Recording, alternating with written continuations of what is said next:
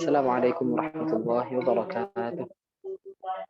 Alhamdulillah wa kafa wa salatu wassalamu ala nabiyyil mujtaba wa ala alihi wa ashabihi wa man tabi'ahu wa mawalah wa la hawla wa la quwwata illa billah wa ba'd. Allahumma la sahla illa ma ja'altahu sahla wa anta taj'alul hazna idza syi'ta sahla.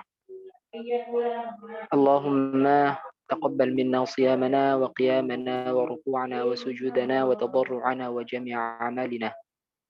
Alhamdulillah, segala puji bagi Allah yang tidak ada Tuhan kecuali Allah, yang tidak ada kebaikan yang sampai kepada kita kecuali atas izin Allah, dan tidak ada keburukan yang terhindar dari kita kecuali Allah memang yang menghindarkannya kepada kita. Salawat serta salam mudah-mudahan tetap terhaturkan kepada beliau, Rabbi kita, junjungan kita, Nabi Muhammad sallallahu alaihi wasallam, yang mana beliau adalah orang yang sudah dijamin surga oleh Allah, yang akan selamat di dunia dan di akhirat. Akan tetapi beliau tetap melakukan sesuatu yang sangat baik, sesuatu yang sangat istimewa, melebihi orang-orang seperti kita, yang mana tidak ada jaminan kita akan masuk surga. Dan beliau mengatakan hal itu dilakukan karena beliau ingin bersyukur kepada Allah. Kita mulai majelis kita dengan bacaan Fatihah. Mudah-mudahan Allah meridhai kita, mudah-mudahan Allah menghapuskan dosa-dosa kita, mudah-mudahan Allah memperbaiki kualitas hidup kita, kualitas ibadah kita, kualitas kita menjadi seorang ibu, menjadi seorang ayah, menjadi seorang tetangga, menjadi seorang anak, menjadi seorang yang hidup di tengah-tengah masyarakat dan bisa memberikan sesuatu yang lebih baik lagi kepada orang-orang di sekitar kita. A'udzubillahi minasyaitonir rajim. Bismillahirrahmanirrahim. Alhamdulillahi rabbil alamin arrahmanir rahim maliki yaumiddin. Iyyaka na'budu wa iyyaka nasta'in. Ihdinas siratal mustaqim. Siratal ladzina an'amta 'alaihim ghairil maghdubi 'alaihim waladdallin. Baik, kita lanjutkan.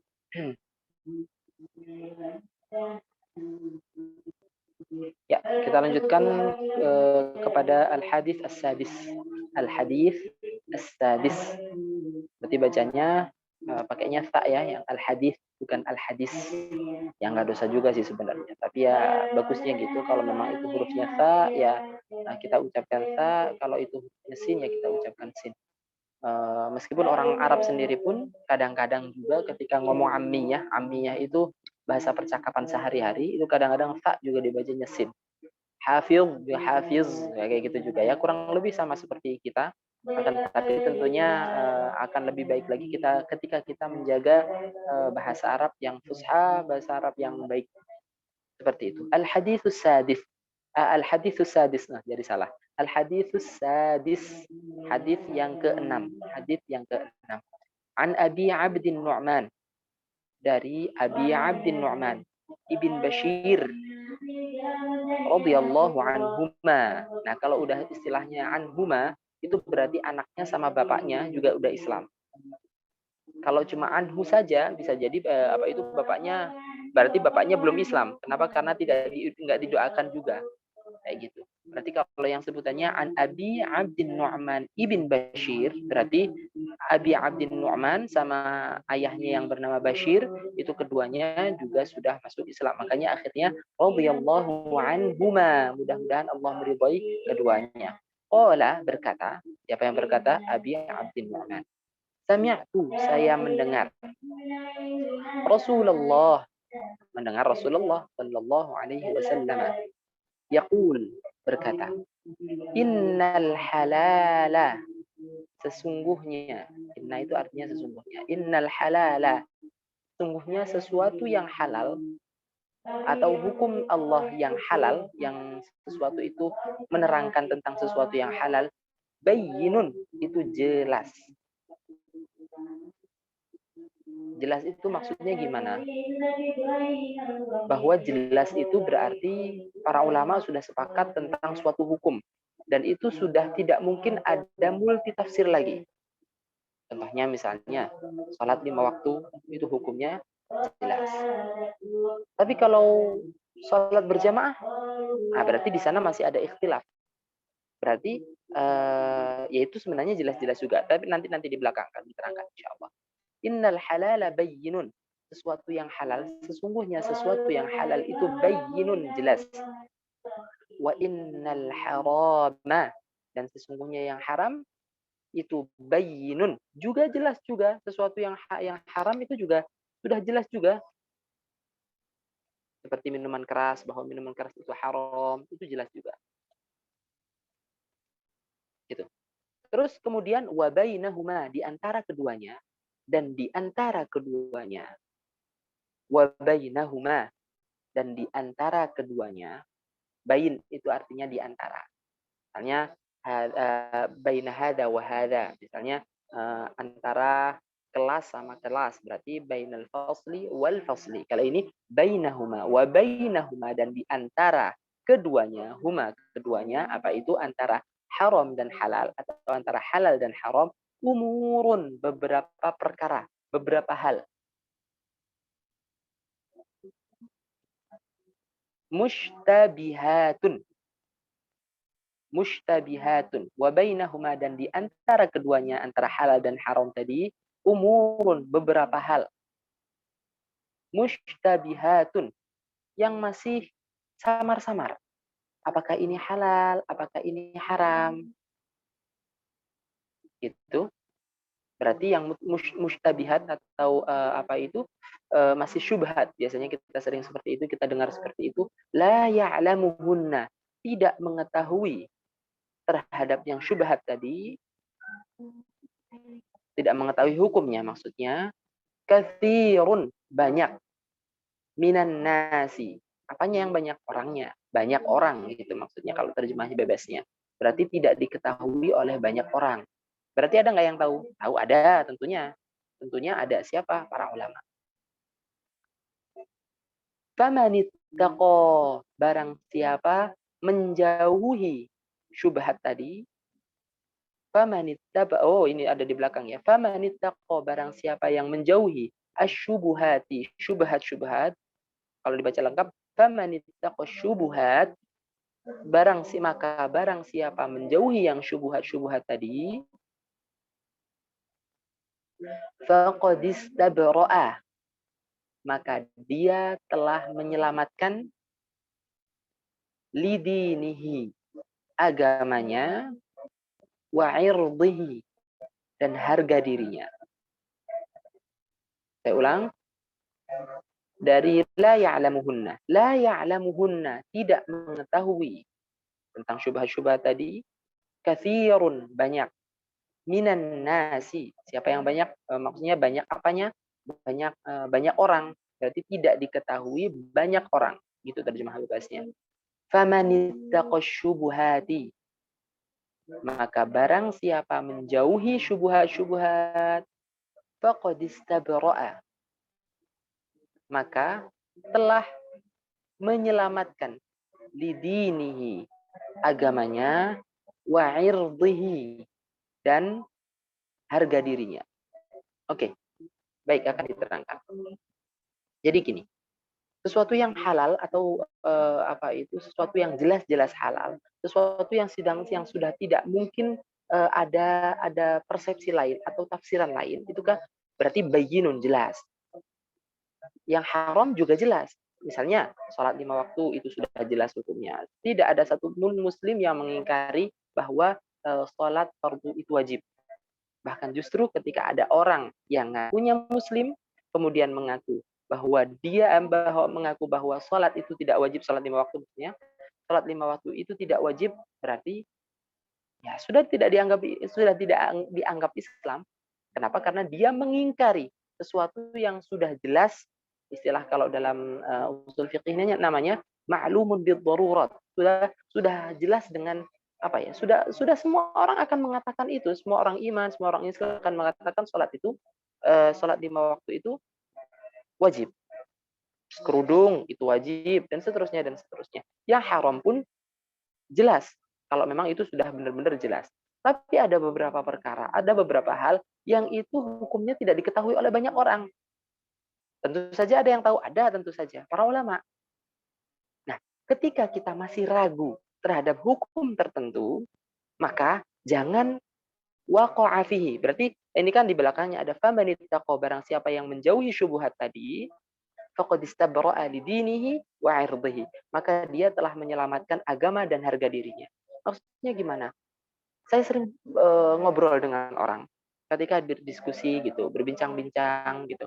Terus kemudian dia itu ngomong masalah agama tentunya, ngomong masalah agama. Kemudian dia bilangnya, kalau menurut saya seperti ini. Lah, tidak bisa agama itu menurut saya. Tentunya kalau menurut saya itu harusnya saya adalah seorang yang memang benar-benar kompeten di bidangnya. Tidak semua orang itu berhak untuk berbicara tentang agama, berbicara tentang keilmuan agama maksudnya ya. Berbicara tentang menelusuri agama, ini hukumnya seperti apa, itu tidak semua orang berhak mengatakan itu. Kalau semua orang berhak semacam itu mengatakan hal tersebut, berantakan agama ini. Ya sekarang lihat saja di kehidupan sehari-hari. Ada orang yang jadi dokter misalnya. Dokter ini berarti keahliannya di bidang itu. Ada yang arsitek misalnya. Dia ahlinya di bidang itu. Maka seyogianya seorang dokter nggak ngomong tentang arsitek. Maka arsitek juga tidak ngomong masalah kedokteran. Kecuali memang dia adalah dokter plus arsitek. Maka nggak apa-apa ngomong seperti itu. Jangan jauh-jauh. Masalah agama pun sebenarnya seperti itu. Tidak semua ustadz itu mahir dalam semua bidang agama. Cabang-cabang agama itu luas sekali. Misalnya dalam bahasa misalnya. Bahasa itu pun luas. Ilmu lughah, maksudnya bahasa itu bahkan pecahan-pecahan ilmu bahasa itu sampai 13. Ada ilmu nahwu, ada ilmu sorof, ada ilmu syair, tentang syair, arud, dan seterusnya. Itu banyak sekali. Ilmu agama pun kalau misalkan itu murni agama itu pun luas.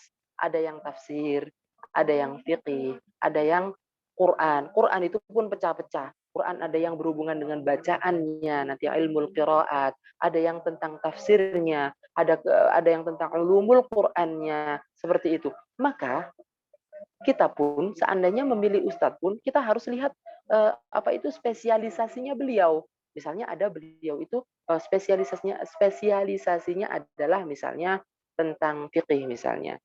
Ya berarti seyogianya kalau memang beliau maksudnya tidak terkenal bahwa dia itu ahli dalam bidang misalnya tentang tafsir misalnya, ya tidak perlu tanya tafsir tentang kepada beliau. Kenapa? Karena beliau itu memang kompetensinya beliau itu ada di sana. Jangan kemana-mana. Bisa jadi beliau ya memang sekedar bisa, tapi belum tentu menguasai tentang semua hal. Kenapa? Karena memang ilmu agama itu luas sekali. Maka ada spesialisasinya. Saya berikan contoh misalnya. Kalau apa itu dalam fikih pun bahkan fikih sekalipun itu memang terpecah-pecah banyak sekali. Misalnya fikih dalam hal ibadah. Misalnya fikih tentang jual beli misalnya. Kalau misalkan kita kalau pengen kebetulan kita misalnya background kita adalah salafi misalnya ya, itu ada Dr. Erwandi. Itu beliau ahli dalam bidang fikih apa ya muamalah tentang jual beli dan seterusnya. Terus kemudian kalau dalam yang bukan salafi, kalau MUI dan lain sebagainya, ada di Indonesia ada namanya Dr. Oni Sahroni kayak gitu. Nah, itu spesialisasinya masing-masing. Sama-sama salafi misalnya, itu tidak semuanya mengetahui tentang apa itu tentang jual beli dan seterusnya. Ada yang spesialisasinya tarikh, tarikh itu sejarah. Ya berarti misalnya kita pengen bertanya, kita juga lihat ustadz kita yang ada di depan kita ini, beliau itu kompetensinya apa? Seperti itu dalam bidang agama, apalagi orang-orang awam, apalagi orang-orang awam. Nah, yang tadi balik lagi yang tadi saya ceritakan, bahwa ada beberapa orang yang awam itu kalau menurut saya, nggak bisa menurut saya, udah berhenti aja, pasti saya cut itu, nggak bisa menurut saya. Kalau memang itu apa itu berbicara tentang agama, harus ada landasannya jelas. Misalnya ini tentang hukum ini, yang ngomong siapa, ulamanya siapa, itu harus jelas. Kalau misalnya dia mengaku bisa istidlal, istidlal itu apa ya? Mengambil hukum landasan hukum dari Al-Qur'an langsung mustahil. Jadi ada istilah itu orang-orang yang langsung bisa mengambil hukum misalnya ada Al-Qur'an nih, ada mushaf, kemudian mengambil hukum langsung dari mushaf dan dari hadis misalnya, itu tidak semua orang. Maka jangan terkecoh dengan brand kembali kepada Al-Qur'an dan Sunnah. Memang benar kembali kepada Al-Quran dan Sunnah itu benar, tapi tidak semua orang bisa langsung kembali kepada Al-Quran dan As-Sunnah. Kenapa? Karena itu runtutannya banyak. Contoh misalnya, Allah bilangnya, aqimus sholah, laksanakan sholat, menggunakan redaksi perintah. Satunya lagi, kulu washrabu wala tusrifu, misalnya seperti itu. Makanlah dan minumlah, tapi jangan berlebihan. Yang aqimus shalah ini larinya ke wajib, yang kulu washrabu wala tusrifu itu larinya ke mubah. Nah, siapa yang bisa mengklasifikasikan seperti ini? Ya berarti orang-orang yang memang berkompeten di bidang itu dan bukan kita. Kayaknya kita kalau di zaman ini kayaknya apa itu sekarang yang ada di majelis ini saya rasa tidak ada. Bukan saya rasa, pasti dah udah. Nggak ada orang yang memang setingkat bisa langsung semacam itu. Itu namanya mujtahid. Mujtahid pun ada urutannya dan seterusnya. Maka ketika kita menemukan sesuatu yang masih kita ragu, mendingan jangan diamalkan. Maksudnya, ini halal nggak ya? Ini haram nggak ya? Ini halal apa haram ya? Ya berarti mendingan nggak usah dilakukan. Karena khawatir ke arah haram. Kecuali kalau kita sudah ketemu sama ustadz misalnya. Kemudian dikasih tahu sama ustadznya. Oh ini hukumnya seperti ini, seperti ini, seperti ini, seperti ini. Dan itu nggak masalah. Tapi kalau misalkan kita masih bainahuma umurun mushtabihatun, masih masih ragu-ragu ini halal apa haram, jangan pakai perasaan karena agama itu sesuatu yang memang ada ukurannya, nggak bisa pakai perasaan. Menurut saya nggak bisa, menurut saya kenapa, karena kita bukan orang yang memang berkompeten di bidang itu.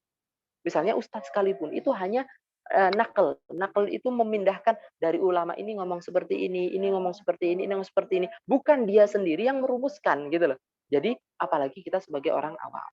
Maka ketika kita masih masih syubhat, masih ragu-ragu yang semacam itu, maka jangan jangan jangan dilakukan. Sebaiknya seperti itu. Ini lanjutannya, famanittaqash syubhat. Maka barang siapa yang menjauhi syubhat, faqad istabra'a li dinihi wa 'irdihi. Maka dia telah menyelamatkan apa itu air lidinihi agamanya wa 'irdihi dan apa itu harga dirinya. Kita lanjutkan. Waman dan barang siapa waqa'a.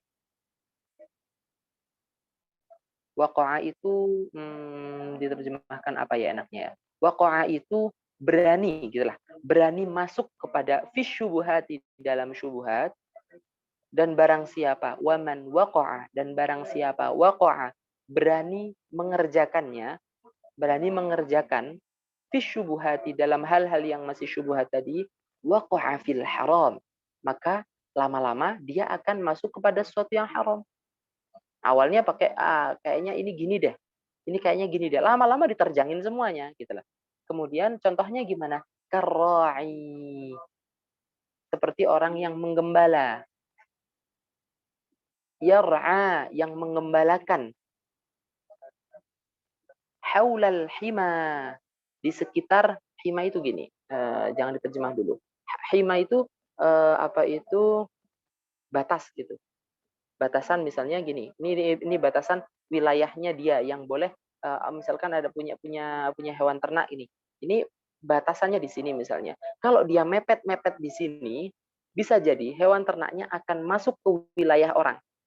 Padahal dia bukan wilayahnya dia. Harusnya kalau memang dia itu punya hewan ternak, harusnya dia nernaknya jauh-jauh. Jangan deket-deket perbatasan. Karena bisa jadi ketika dia mepet, oke sekarang masih belum keluar. Tapi lama-lama bisa jadi dia akan masuk kepada wilayahnya orang. Yang tentu saja masuk ke wilayah orang itu berhukum haram. Itu istilahnya hima. Haulal hima, sekitar apa ya? Apa ya? Hima itu ya itu tadilah pokoknya. Yushiku, yushiku hampir, yushiku hampir. An yarta'a fihi, an yarta'a fihi. Hewan ternaknya makan di dalamnya. Yushiku hampir, an yarta'a fihi. Hewan ternaknya itu makan di sana. Ala itu apa ya? Ala itu semacam perhatikan, peringatan. Ketahuilah gitu. Ala, ketahuilah. Perhatikan. Gitu. Wa inna likulli malikin himan. Wa inna likulli malikin, sesungguhnya setiap pemilik. Pemilik itu berarti pemilik segalanya. Misalnya orang itu memiliki sesuatu. Wa inna likulli malikin, sesungguhnya setiap orang yang memiliki itu bisa jadi memiliki lahan, memiliki tanah, dan seterusnya. Himan. Himan. Itu tadi yang mahzur tadi, batasan-batasan wilayah tadi. Ala, perhatikan lanjutannya. Ala, perhatikan atau ketahuilah, wa inna himallahi maharimuhu. Dan sesungguhnya batasannya Allah, wa inna himallahi, dan sesungguhnya batasan Allah, maharimuhu, adalah hal-hal yang diharamkan oleh Allah. Ada hal-hal yang halal, terus apa batasan yang halal itu? Sesuatu yang haram. Batasannya berarti jangan sampai nembus kepada wilayah haram. Ala, sama artinya apa tadi? Perhatikan atau ketahuilah, bolehlah. Wa inna fil jasadi, sesungguhnya pada jasad, wa inna fil jasadi, wa inna fil jasadi, dan sesungguhnya pada jasad, mudghatan. Nah, masih ingat apa kemarin mudghah? Mudghah itu segumpal darah. Wa inna fil jasadi mudghatan, dan sesungguhnya pada jasad, mudghatan, ada mudghah, ada segumpal darah.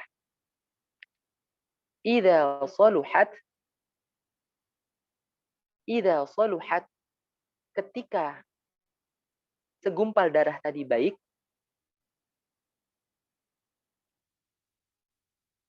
idza saluhat, ketika segumpal darah tadi baik, saluhal jasadu kulluh, saluha, maka akan baik, al jasadu, jasad kita. Nah, udah jadi bahasa Indonesia ya, berarti ini udah di apa ya istilahnya, sudah di Indonesiakan. Al jasadu, jasad, kulluhu, semuanya, maka semua badan akan baik.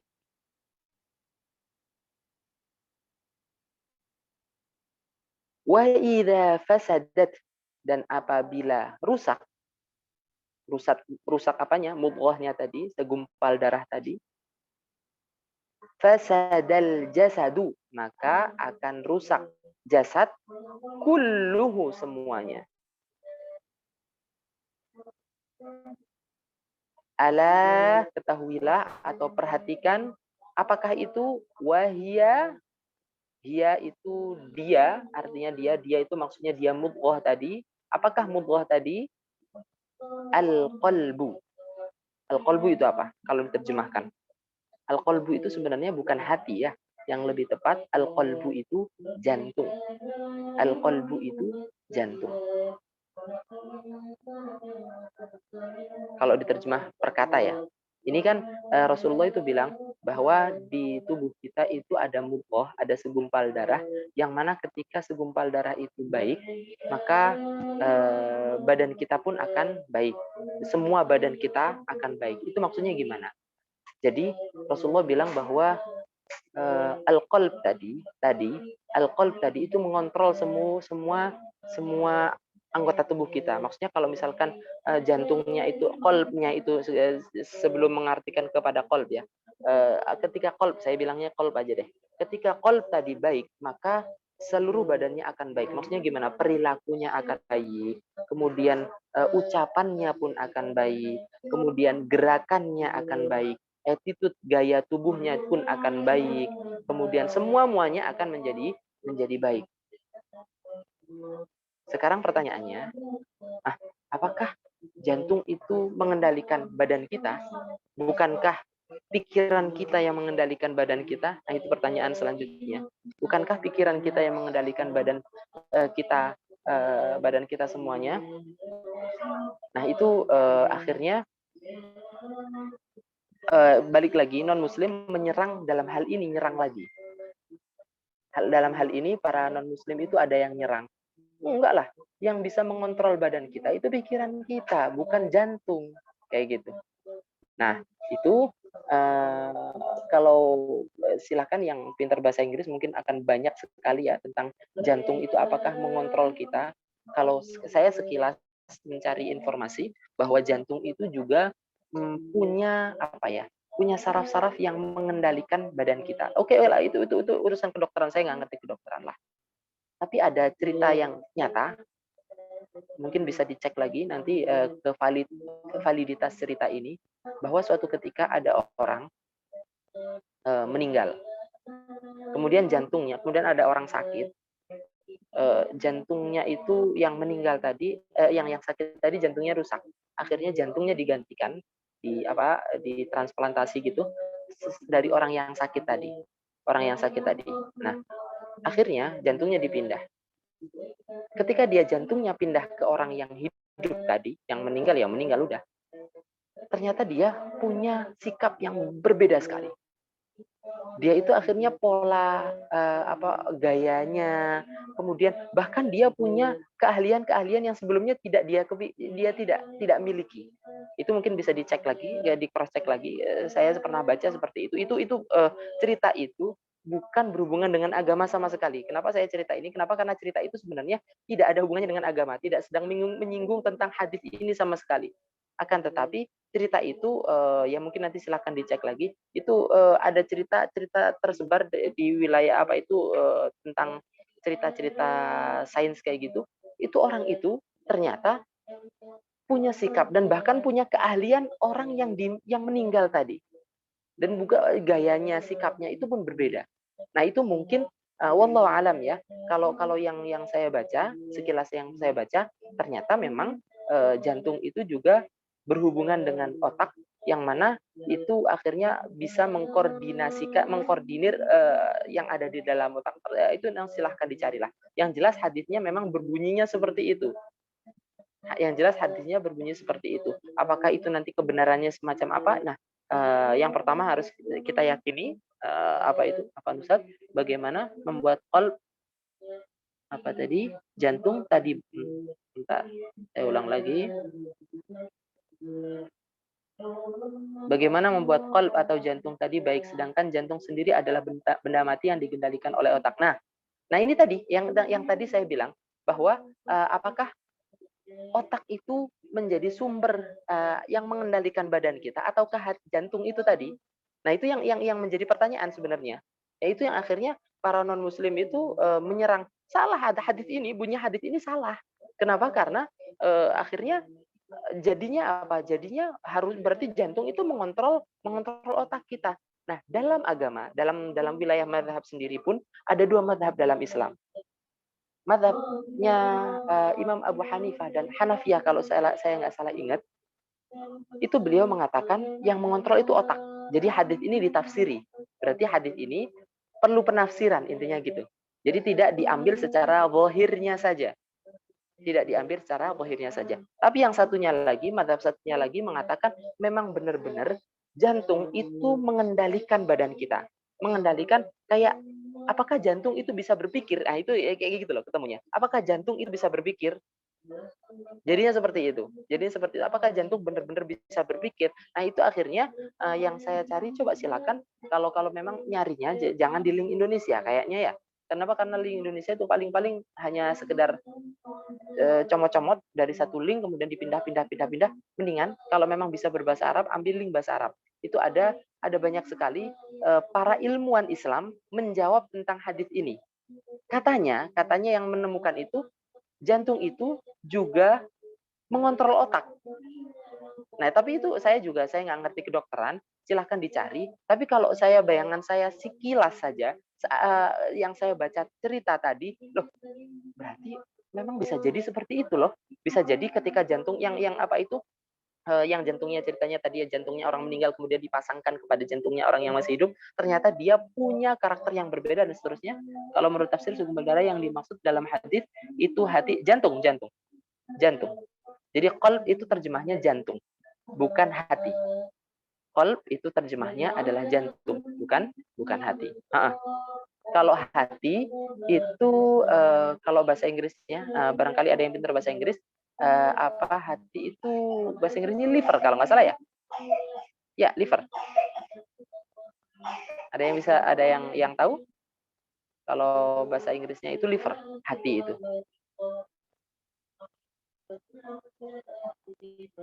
Adakah yang tahu? Jadi qalb itu jantung, bukan hati. Ya memang dalam bahasa Inggris pun kan kadang-kadang gitu ya. Qalb heart itu dibentuk gini kan, sebenarnya heart itu juga jantung juga kan sebenarnya kan. Kalau yang nggak tahu, ini saya nggak ngerti bahasa Inggris juga. Saya pernah dengar itu orang Inggris pun menterjemah heart itu sebenarnya terjemah yang benar adalah jantung juga. Tapi dalam percakapan sehari-hari itu diterjemahkan dengan hati kan kayak gitu ya. Tapi dalam hadis ini al-qalb itu dalam beberapa redaksi itu ada salah satu syekh itu yang menerangkan qalb yang ada dalam Al-Qur'an atau dalam beberapa hadis yang bukan ini ya, tapi yang bukan ini menerjemahkan qalb itu yang penting sesuatu yang memang mengarahkan kepada kebaikan. Jadi itu semacam apa ya? Semacam kiasan terhadap sesuatu yang baik gitu aja. Tidak merujuk kepada anggota tubuh tertentu. Tapi kalau dalam hadis ini, ya maksudnya kalau itu berhubungan dengan anggota tubuh gitu maksudnya, maka al-qalbu itu jantung, bukan hati. Seperti itu. Nah, maka wallahu alam itu banyak sekali itu memang termasuk sesuatu yang sensitif juga cerita ini apakah ya liver. Hati itu bahasa bahasa Inggrisnya liver kan ya. Oke. Memang hadis ini termasuk yang menjadi sasaran empuk dari para orang yang nggak senang Islam, tapi ya itu tadi, kalau yang cerita tadi yang cerita yang saya dapatkan itu cerita nyata, kisah nyata, mungkin bisa dicek lagi, silahkan dicek lagi. Ada orang yang transplantasi jantung dan dia ternyata punya kayak memori orang yang meninggal. Nah itu kalau dibayangin sekilas berarti bisa juga benar meskipun nanti hadis ini pun akan banyak multitafsir juga. Apakah di sini yang dimaksud itu benar-benar jantung itu ya jantung? Apakah memang hadis ini yang dimaksud adalah jantung benar-benar mengelola pergerakan kita dan seterusnya? Ataukah ada penerjemahan yang lain? Ya bisa itu ada multitafsir juga seperti itu. Tapi yang jelas kalau dibayangkan kalau disamakan dengan cerita yang saya dapatkan, ya bisa jadi memang jantung itu memang mengontrol otak. Balik-balik sesuatu yang yang sifatnya sains itu kan sebenarnya belum final kan sampai sekarang kan. Meskipun ada yang bilang seperti ini, ternyata ada nanti ilmuwan lain yang bilang ini. Ya seperti halnya dulu lah bumi itu datar atau bulat. Kemudian awalnya semua orang mengatakan bahwa bumi itu semua ilmuwan mengatakan bahwa bumi itu datar. Kemudian ada yang bilang bahwa bumi itu bulat, ternyata akhirnya disalah-salahin bahkan sampai dihukum mati kalau nggak salah ya, dan seterusnya. Berarti sains itu sebenarnya juga belum final banget lah intinya seperti itu. Wallahu alam. Mudah-mudahan Allah tetap mengetahui. Kenapa terjemahan umum dipakai untuk qalb adalah hati bukan jantung? Ya wallahu alam kenapa itu bisa tersebarnya, bahkan seperti itu. Heart itu juga diartikan sebagai hati, padahal sebenarnya heart itu kan jantung. Ya kan ya? Dalam bahasa Inggris pun gitu. Kenyataannya dengan yang biasa sehari-hari kita pakai itu beda juga kan. Ya itu juga sama. Qalb itu bahasa yang kita pakai itu hati, tapi sebenarnya yang lebih tepat adalah jantung. Al-qalb itu jantung. Insya Allah mudah-mudahan kita diberikan oleh Allah ketetapan iman, walaupun ada serangan-serangan, insya Allah endingnya kita akan menemukan jawabannya insya Allah. Dengan hal-hal yang seperti ini ada kok jawabannya, sudah banyak. Silahkan dicari, insya Allah tidak akan salah. Yang perlu kita yakini bahwa apa yang dikatakan oleh Allah dan Rasulnya, seandainya itu benar, dalam bahasa Inggris terkadang kiasan heart itu mengarah ke hati atau jantung, ya kurang lebih seperti itu kan berarti ya. Kurang lebih seperti itu. Kalau dalam al-qalb itu larinya ke jantung, bukan ke hati. Insya Allah tidak akan menggoyahkan serangan-serangan orang non-muslim terhadap kita. Sudah banyak jawaban-jawaban, kanteran-kanteran terhadap serangan-serangan non-muslim tentang hadis ini salah, ini enggak, ketemunya nanti akan kalau kita cari lebih dalam, kita akan ketemu bahwa yang agama kita adalah agama yang paling benar insya Allah. Dan insya Allah kita mudah-mudahan diberikan oleh Allah istiqomah dan husnul khatimah insya Allah. Wassallallahu ala nabiyyina Muhammad wa ala alihi wa sahbihi wasallam. Subhanakallahumma wa bihamdika asyhadu an la ilaha illa anta astaghfiruka wa atubu ilaik. Oh iya, rawahul Bukhari wa Muslim, diriwayatkan oleh Imam Bukhari dan Muslim. Assalamualaikum warahmatullahi wabarakatuh. Waalaikumsalam warahmatullahi wabarakatuh. Syukran jazakallahu khairan. Wa jazakumullahu khairan.